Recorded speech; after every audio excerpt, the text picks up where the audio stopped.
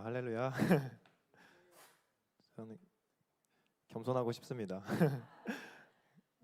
말씀 같이 나눌까요? 오늘 생각 싸움이라는 주제로 나눠보려고 하는데, 전도사님이 말씀해 주신 질서가 무너지는 것도 생각으로부터 무너진다고 저는 생각합니다. 법적으로 봤을 때 내가 엄마한테 체벌을 맞을 필요가 없어. 법적으로 봤을 때 내가 선생님한테 체벌을 당할 이유가 없어. 선생님이 말한 대로 고지고대로 따라갈 필요가 없어 하는 생각이 들어오는 순간 반항하게 되는 거거든요. 그래서 오늘은 생각 싸움이라는 주제로 좀 나눠보려고 하는데, 고린도후서 4장 4절부터 6절 같이 읽겠습니다.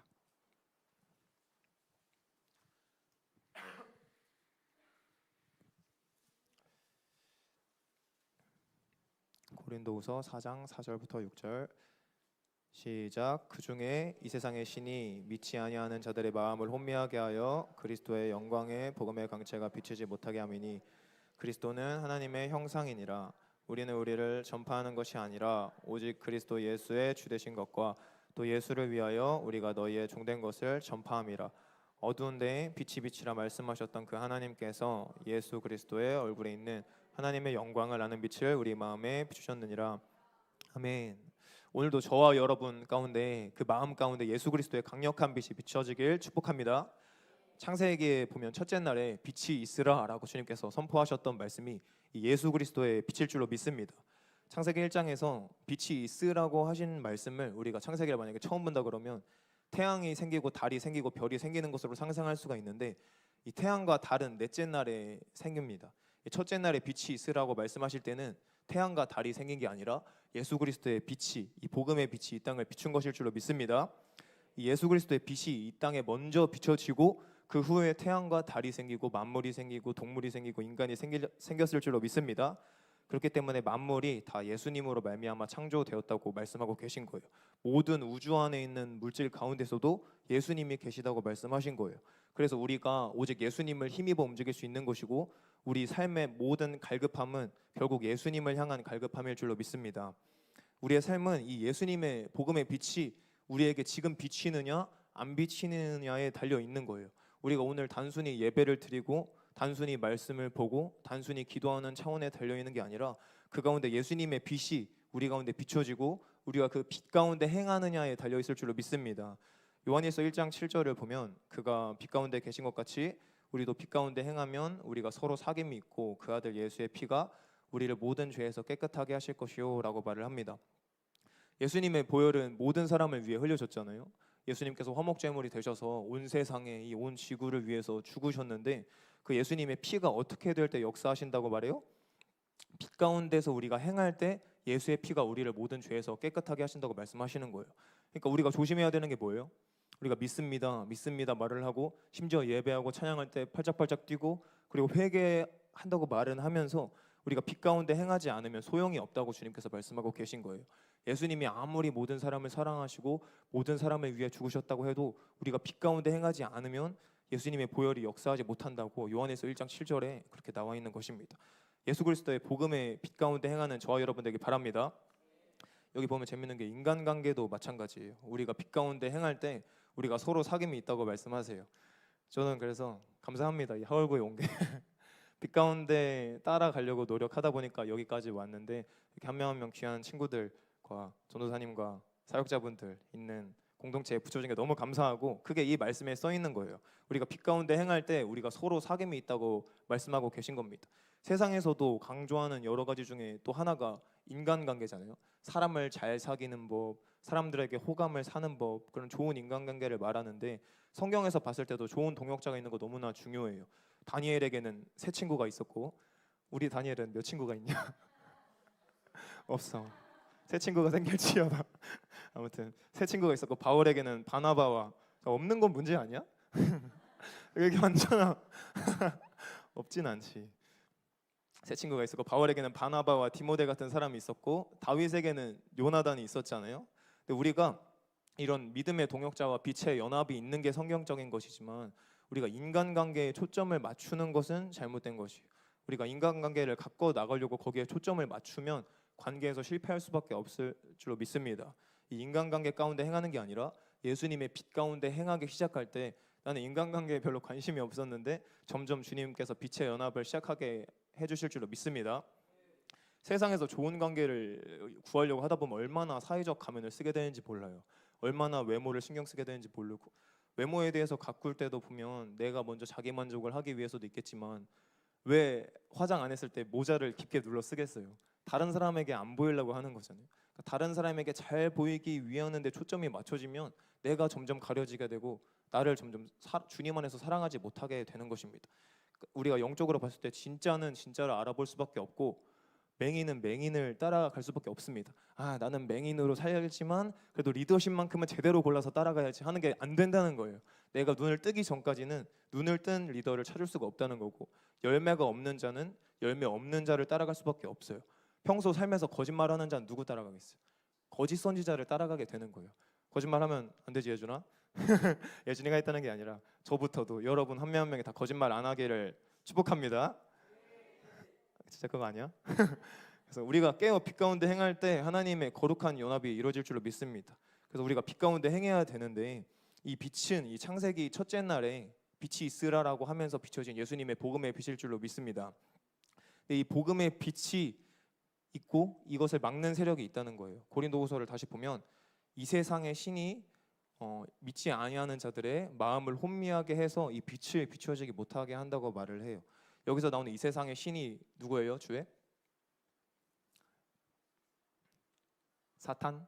사탄 마귀인데 사탄 마귀가 이 복음의 빛을 비치지 못하게 하기 위해서 마음을 혼미하게 한다고 나와요. 제가 여러 번 나눴는데 여기서 나오는 마음이라는 단어를 영어로 보면 마인드고 원어로 보면 노에나라는 단어로 생각을 말을 해요. 우리가 성경 볼 때 여러 번 말했지만 마음, 특히 마음이라고 나와 있는 단어를 생각을 말하는지 아니면 우리의 진짜 심장을 말하는지 우리가 분별해서 봐야 되는데 이 사탄이 우리를 공격할 때 생각으로 공격한다고 말하고 있는 거예요. 창세기 3장 1절부터 5절을 같이 사탄이 어떻게 생각으로 공격하는지 보길 원합니다. 창세기 3장 1절부터 5절.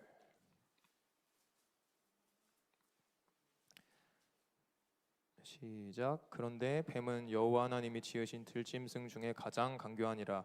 뱀이 여자에게 물어 이르되 하나님이 참으로 너희에게 동산 모든 나무의 열매를 먹지 말라 하시더냐. 여자가 뱀에게 말하되 동산 나무의 열매를 우리가 먹을 수 있으나 동산 중앙에 있는 나무의 열매는 하나님의 말씀에 너희는 먹지도 말고 만지지도 말라 너희가 죽을까 하노라 하셨느니라. 뱀이 여자에게 이르되 너희가 결코 죽지 아니하니라. 너희가 그것을 먹는 날에는 너희 눈이 밝아져 하나님과 같이 되어 선악을 알 줄 하나님이 아심이니라. 네. 여기서 사탄이 뱀의 모습으로 하와를 공격하는 모습이 나와요. 하나님께서는 선악과를 먹으면 반드시 죽는다고 말씀하셨잖아요.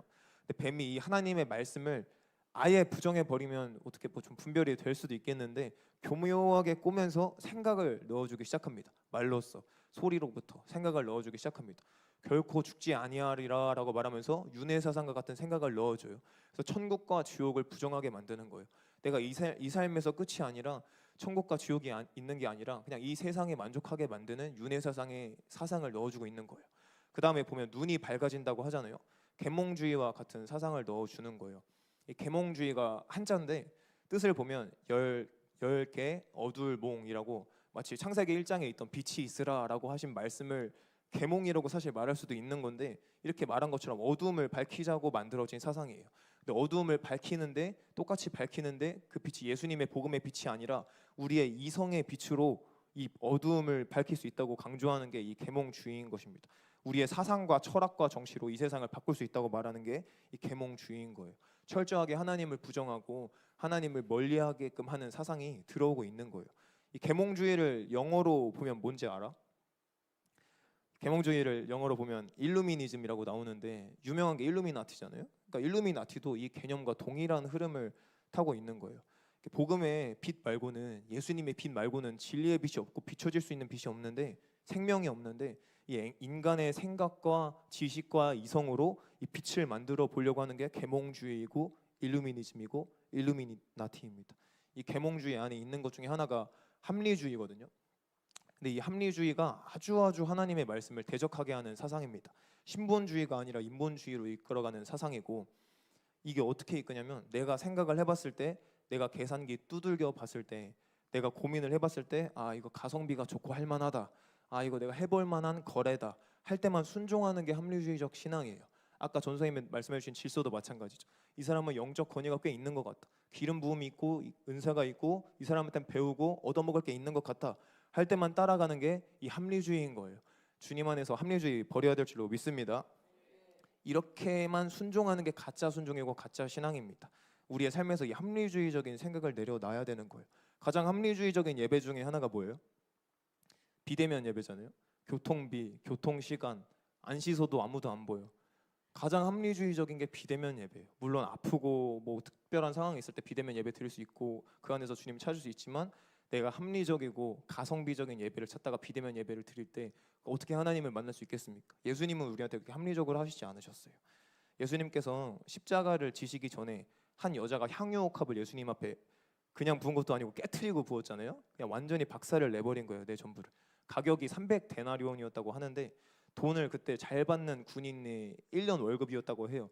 그러니까 돈을 잘 못 버는 사람은 뭐 몇 년 월급인지 계산이 안 되는 건데, 지금으로 치면 최소 몇 천만 원인 거죠. 최소 몇 천만 원. 그 정도 하는 향유 옥합을 단번에 한 번에 깨트려서 아껴서 드린 것도 아니고 그냥 발라드린 것도 아니고 그냥 부어드렸어요, 주님 앞에.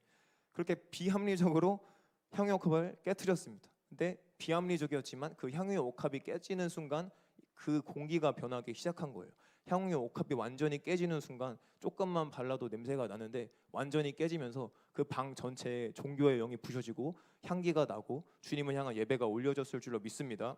저와 여러분이 이제 나중에 단 한 명의 예배자가 될지라도 어디에 가서 순교를 하게 될지라도 거기서 우리가 하나님 앞에 전심으로 서 있는 순간 이 향유 옥합이 깨지고 그곳에 공기가 변할 줄로 믿습니다.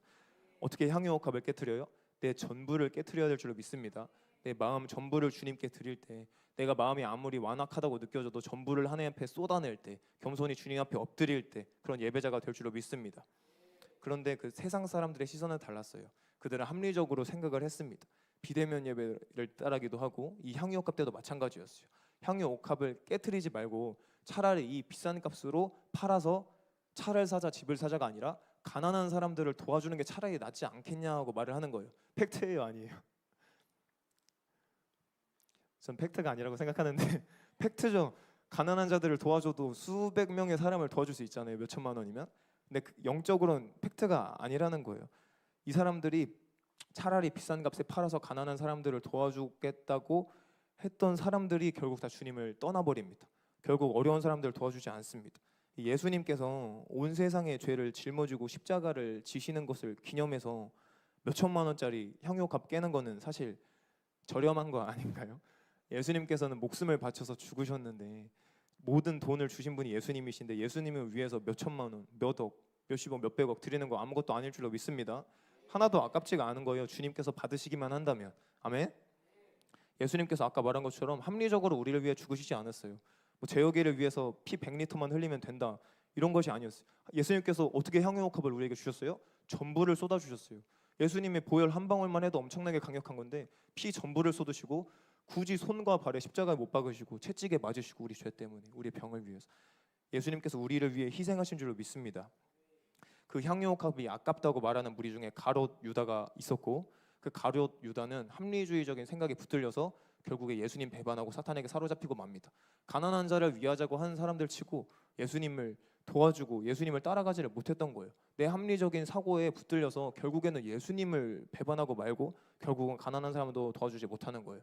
이 합리적인 생각이 신앙생활에서 이렇게나 위험합니다. 그 유명한 루터도 뭐라고 했어요? 내가 너무나 바빠서 하루에 3시간 기도한다고 말을 해요. 내 삶에 할 일이 너무나 많고 내 생각도 복잡하고 지금 상담은 쌓여만 가고 주변 영혼들도 돌볼 게 너무나 많고 집안일도 있는데 기도하는 시간을 줄이는 게 아니라 더 하나님 앞에 기도를 했던 거예요. 루터는. 그 외에도 깨어있는 자들은 합리적으로 기도 시간을 생각한 게 아니라 답이 없는 상황일수록 더 주님 앞에 나아갔습니다. 저와 여러분도 그렇게 나아가야 될 줄로 믿습니다. 진짜 우리가 비합리적으로 생각해야 된다는 게 아니라 영적으로 봤을 때 진짜 합리적인 사고는 하나님께 올인하는 신앙일 줄로 믿습니다. 우리가 앞뒤 잴 거 없이 진짜 가장 강력하고 가장 우리를 사랑하시는 하나님께 올인하는 게 가장 가성비 좋은 것일 줄로 믿습니다. 가성비가 아니라 합리적인 거예요. 저도 하나님 앞에 마찬가지였어요. 신학교를 갈 때 제가 좋아했던 목회자분들이 99%가 다 변하셨어가지고 하나님이 저를 부르실 때 저는 많이 부정했었어요. 왜냐면 저는 살아남을 자신이 없었거든요. 저보다 걸출하고 엄청나게 멋진 조합의 분들도 많았는데 대부분이 다 무너져 내리시니까 아 저거는 답이 없다. 저거는 진짜 독이 든 성배와 같았는데 그래서 하나님 앞에 하나님 굳이 저 만약에 변할 것 같으면 차라리 세워주지 마시고 만약에 변할 것 같으면 그냥 안 하고 싶으니까 그냥 뒤에서 하고 싶습니다. 이렇게 많이 섬겼는데 뭐 목회자 된다고 꼭 앞에 가는 건 아니지만 그렇게 하나님 앞에 고백을 했었는데 그때 하나님께서 계속 그때가 코로나 2주 격리여서 2주 동안 격리돼가지고 간호사 하다가 하나님의 은혜로 기도를 많이 할 수 있는 시간이 주어졌어요. 코로나를 걸려가지고 너무 좋았어. 근데 그때 하나님 앞에 기도를 하는데 하나님께서 알려주신 게 겸손이 키인데 겸손이 앞으로 너가 변하지 않는 키인데 그 겸손의 키는 골방이다라고 거의 30일을 한 달 동안 계속 알려주셔서 골방 TV라고 만들었거든요.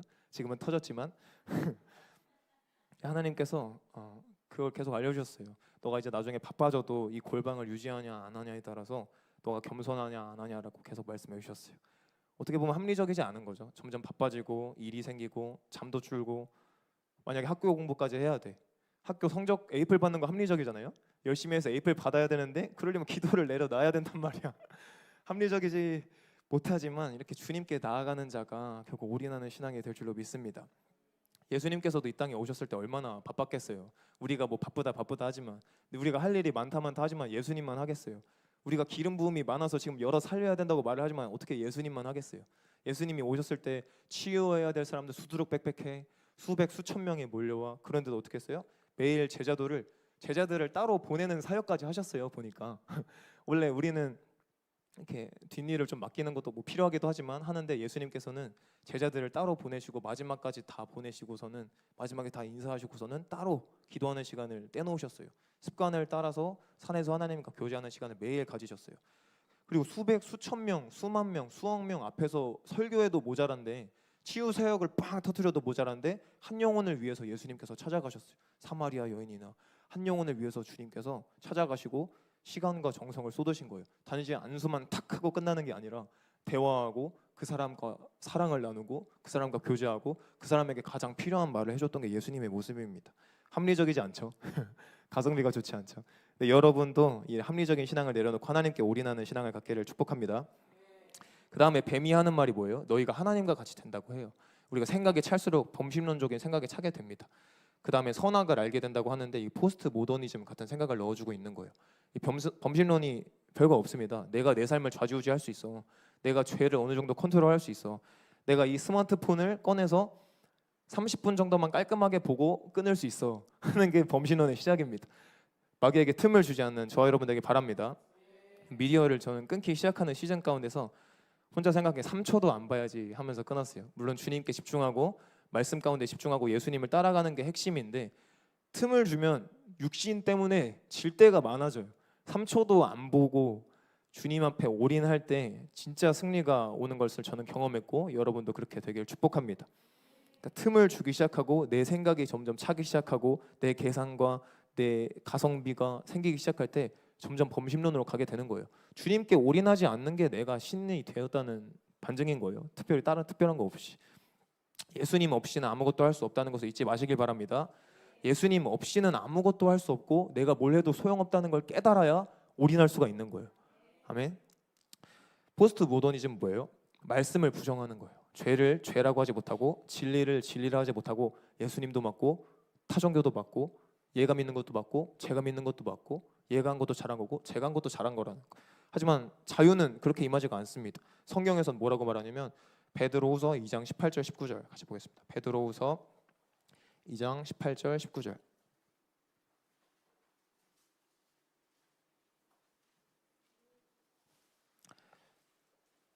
시작.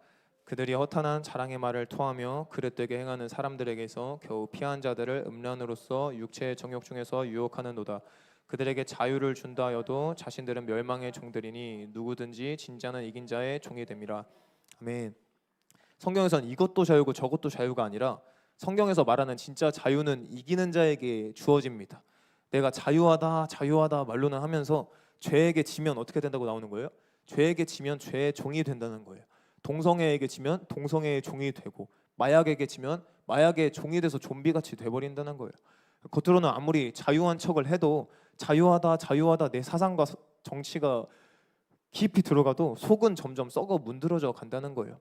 이 간신히 살아가고 있는 사람들을 악한 가르침과 음란으로, 죄악으로 유혹하는 사상이 이 포스트 모더니즘이고 공산주의라는 거예요.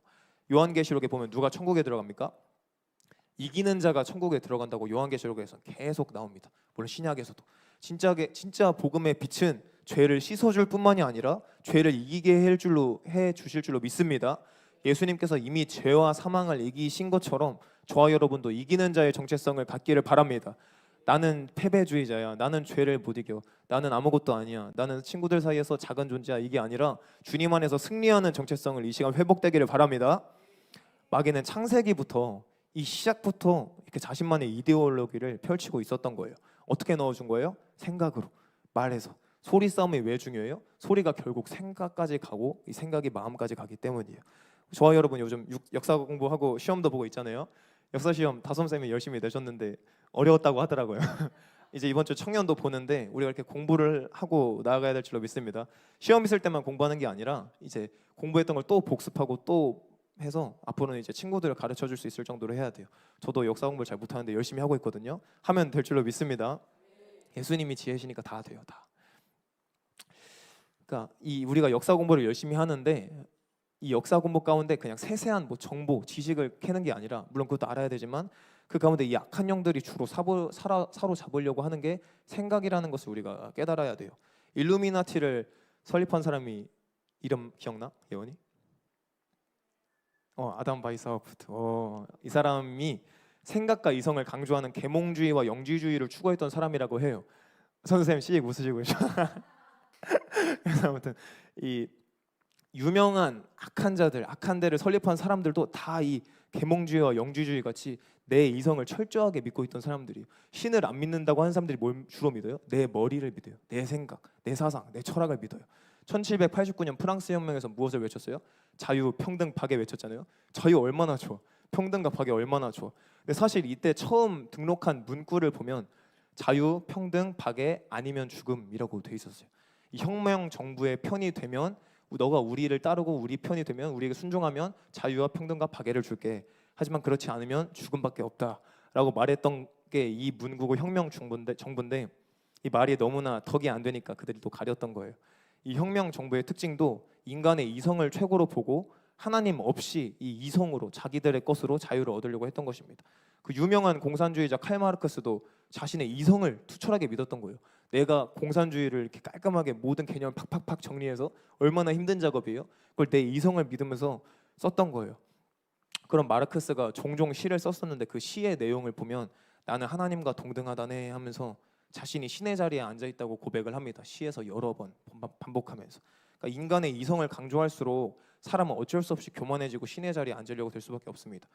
고린도전서 8장 1절부터 3절을 제가 간략하게 보면, 지식은 교만하게 하며 사랑은 덕을 세워나니 만일 누구든지 무엇을 아는 줄로 생각하면 아직도 마땅히 알 것을 알지 못하는 것이요 또 누구든지 하나님을 사랑하면 그 사람은 하나님도 알아주시느니라. 아멘. 지금까지 나누었던 이 악의 흐름들, 공산주의 같은 흐름들은 지식을 강조합니다. 이성을 강조해요. 이 철학과 정치 가운데 나의 머리 채우는 것을 강조하고 그것으로 세상을 바꾸려 한다고 말했잖아요.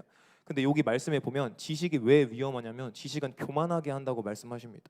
내가 무엇을 아는 줄로 생각하면 우리가 진짜 알아야 되는데 지식을 채울수록 진짜 좀 뭘 아는 것 같은데 실질적으로는 아무것도 모른다는 게 현실인 거예요. 내 이성으로 하려고 하면 할수록 그러려고 시작을 안 했어도 교만하게 되고 결국 예수 그리스도의 빛이 비춰지지 못하게 되는 게 현실인 거라요. 이 창세기부터 지금까지 몇천 년의 역사 가운데서 이 생각의 영역을 점령하려는 싸움이 이렇게나 치열했었고 엄청난 큰 싸움이 있었고 그것을 위해서 전쟁이 있고 죽임과 살인이 있었던 것입니다. 마태복음 4장에 가면 예수님께서 성령에 이끌려셔서 광야에서 마귀가 주는 시험과 싸우는 장면이 나오는데 여기 마귀가 공격하는 장면을 보면 말씀으로 공격을 해요. 말씀과 비슷하지만 말씀과는 다른 생각을 집요하게 넣어주면서 마치 창세기에서 나왔던 공격과 같죠. 예수님께서도 이 공격을 받으셨던 거예요. 집요하게 넣어주면서 공격을 해서 생각의 영역을 공격하려고 하는데 그때 예수님이 어떻게 대적하세요? 믿음의 방패로 막고 성령의 검으로 찌르신 거예요. 마귀의 불화살은 끊임없이 옵니다. 그리고 아말렉 족속과 그 세상과 족속과의 싸움은 대대로 끊임없이 옵니다. 우리가 이 땅 가운데 있는 가운데 주님 곁에 가기 전까지 싸움은 끊임없이 있어서 우리가 깨어 있어야 되는 거예요. 그렇기 때문에 우리가 이 불화살을 막기 위해서 믿음의 방패를 들어야 되는데, 이 믿음의 방패가 뭐예요? 하나님의 말씀으로부터 말미암는 믿음의 방패일 줄로 믿습니다. 공격을 할 때 성령의 검으로 휘둘러서 내쫓아야 되는데, 찔러 쪼개야 되는데, 그게 뭐예요? 말씀일 줄로 믿습니다. 예수님께서도 그럼 간단하게 말해서 뭐예요? 예수님조차도 단순히 축사 이걸 떠나서 축사도 하지만 마귀와 싸우실 때 하나님의 말씀으로 싸운 걸 말씀하고 계신 거예요.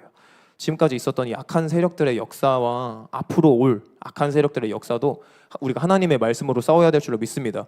복음의 빛이 아니면 이길 수가 없다는 거예요.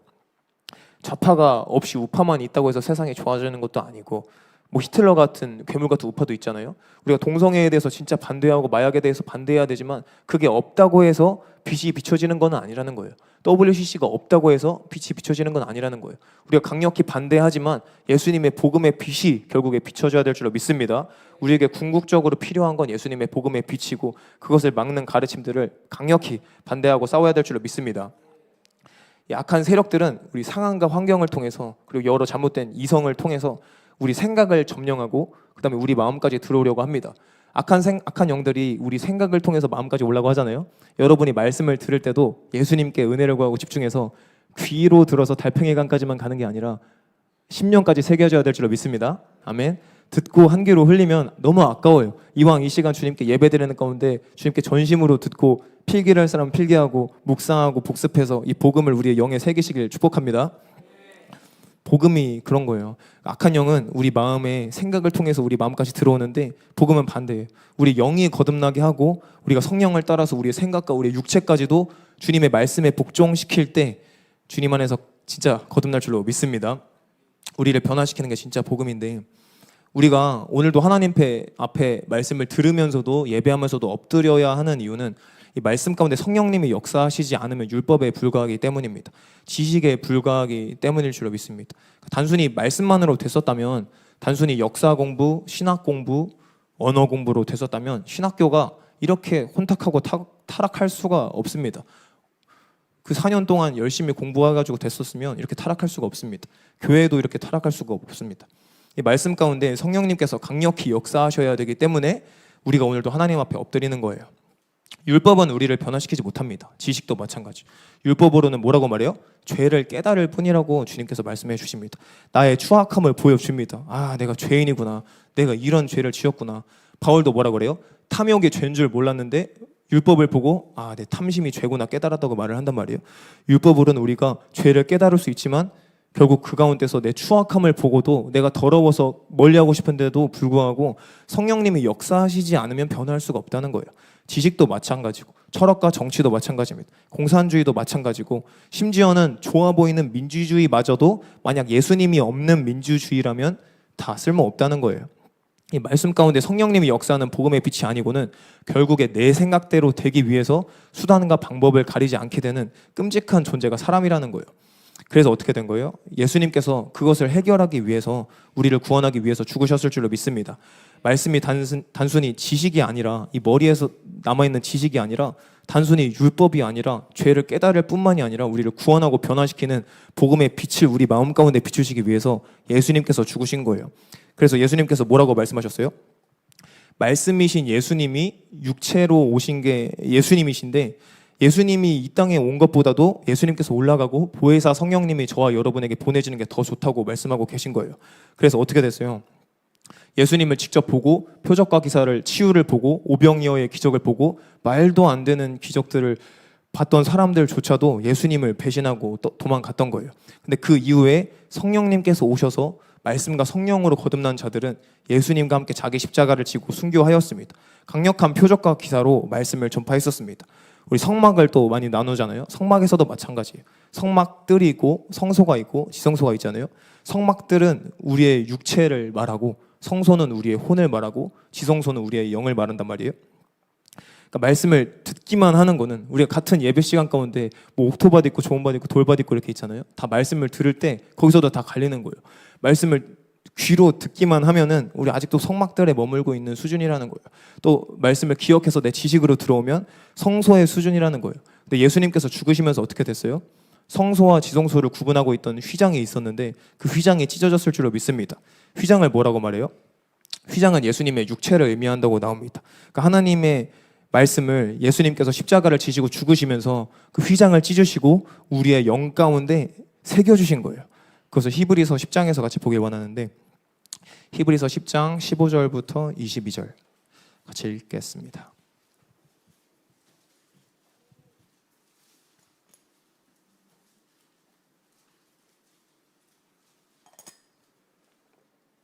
히브리서 10장 15절부터 22절 시작. 또한 성령이 우리에게 증언하시되 주께서 이르시되 그날 후로는 그들과 맺을 언약이 이것이라 하시고 내 법을 그들의 마음에 두고 그들의 생각에 기억하리라 하신 후에 또 그들의 죄와 그들의 불법을 내가 다시 기억하지 아니하리라 하셨으니 이것들을 사하셨은즉 다시 죄를 위하여 제사 드릴 것이 없느니라.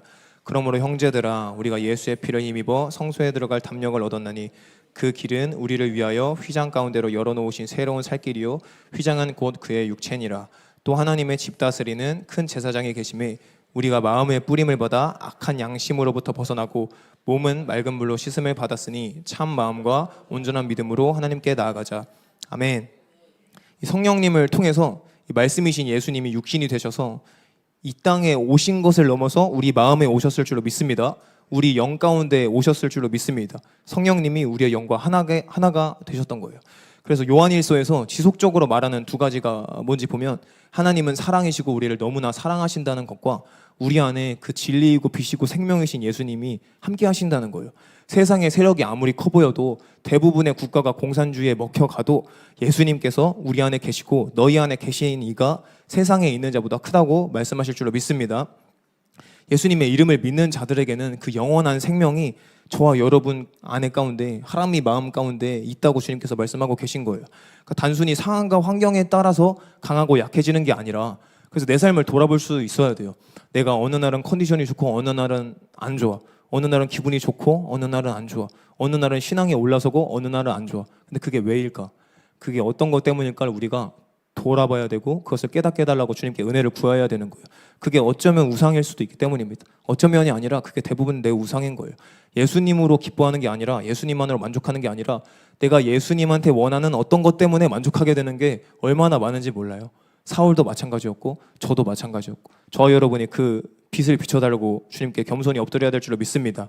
감사한 게 뭐예요? 예수님의 복음의 빛이 비춰질 때 그것을 깨닫게 된다는 거예요. 나는 종교생활을 잘하고 있는 줄 알았는데 나는 주님을 열심히 섬기고 겸손한 줄 알았는데 그렇지가 않다는 거예요. 내 깊은 중심을 비춰볼수록 그렇지가 않다는 거예요. 그 은혜를 구하는 저와 여러분 되길 바랍니다. 그래서 어떻게 해야 돼요? 내 재정이 무너져도 내 인간관계가 무너져도 우리 안에 계신 예수님으로 행복해할 수 있는가 돌아봐야 되는 거예요. 심지어는 내가 예수님의 이름으로 기도하는데도 불구하고 내 기도 제목이 안 이루어지는 것 같아도 주님 안에서 만족하고 행복하고 기뻐해야 될 수 있는 거예요. 내 건강이 무너져 내리고 심지어 만약에 암이 걸린다 해도 내가 주님 안에서 승리할 수 있는가, 내가 주님 안에서 기뻐할 수 있는가 돌아봐야 될 줄로 믿습니다. 마지막으로 말씀 같이 보고 기도할 텐데 히브리서 10장 35절부터 39절 같이 읽겠습니다.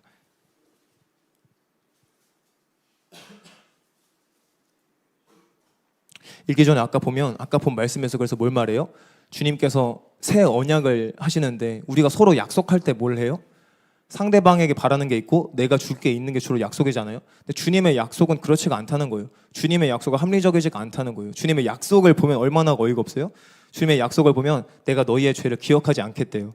그게 어디가 합리적입니까? 왜 우리의 죄를 기억하지 않아? 내가 피를 흘린 것도 아닌데. 그리고 뭐라고 해요?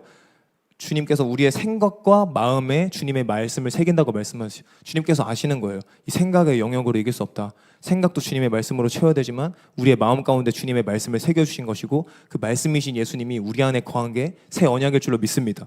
이 강력한 새 언약을 우리에게 주셨다는 것을 항상 믿고 묵상하는 저 여러분에게 바랍니다. 10장 35절부터 39절 같이 읽겠습니다. 시작. 그러므로 너희 담대함을 버리지 말라. 이것이 큰 상을 얻게 하느니라. 너희에게 인내가 필요함은 너희가 하나님의 뜻을 행한 후에 약속하신 것을 받기 위함이라. 잠시 잠깐 오면 오시리가 오시리니 지체하지 아니하시리라. 나의 의는 믿음으로 말미암아 살리라. 또한 뒤로 물러가면 내 마음이 그를 기뻐하지 아니하리라 하셨느니라. 우리는 뒤로 물러가 멸망할 자가 아니요 오직 영혼을 구원함에 이르는 믿음을 가진 자니라. 아멘. 예수님 안에서 담대함을 놓치지 않는 저와 여러분 되길 바랍니다. 내 어떠함 때문이 아니라, 내 문제가 해결돼서가 아니라, 내 상황과 환경이 아니라, 내 기도 제목이 이루어졌을 때가 아니라, 어떤 것 때문이 아니라 예수님 때문에, 우리 안에 계시니 때문에 담대하는 저와 여러분 되길 바랍니다. 여기서 말한 것처럼 뒤로 물러나는 것을 주님이 기뻐하시지 않으세요. 주님께서 뭐라고 말씀하시는 거예요? 야, 넘어졌어도 괜찮아. 지금 다시 앞으로 나아와라. 더 뒤로 가지 말고 다시 한번 나아와라. 주님께서 말씀하고 계실 줄로 믿습니다. 뒤로 물러가는 게 아니라 승리하며 앞으로 나아가는 저와 여러분 되길 바랍니다. 넘어졌어도 다시 힘을 내시길 바랍니다. 곧 예수님께서 오실 줄로 믿습니다. 이 세상은, 시간은 훅 흘러가 버립니다. 눈 깜짝할 사이에 곧 예수님께서 오실 줄로 믿습니다. 곧 또 우리 삶 가운데 예수님께서 강력하게 역사하실 줄로 믿습니다. 고난이 왔을 때 고난을 바라보는 게 아니라 100% 고난보다 큰 부활의 열매를 바라보는 저와 여러분 되길 바랍니다. 그래서 이 시간 같이 기도하길 원합니다. 이 시간 같이 기도할 때 주님, 저희가 주님 말씀을 나눴습니다. 주님, 저희가 이기는 자가 되게 하여 주시옵소서. 주님, 이 추악한 시대 가운데, 이 악한 영의 세력들 가운데 생각의 싸움이 치열한 가운데 있습니다. 주님의 말씀으로, 또한 성령님의 은혜로 이 생각의 영역의 싸움을 이기는 한 명 한 명 될 수 있게 인도하여 주시옵소서. 주님, 복음의 빛을 한 명 한 명에게 강력하게 비춰주셔서 주님, 지고 뒤로 물러나는 자가 아니라 다시 일어나서 주님 앞에 승리하는 자가 될 수 있게 인도하여 주시옵소서. 그런 기도 제목 가지고 주여 세 번 외치고 믿음으로 같이 나아갑시다.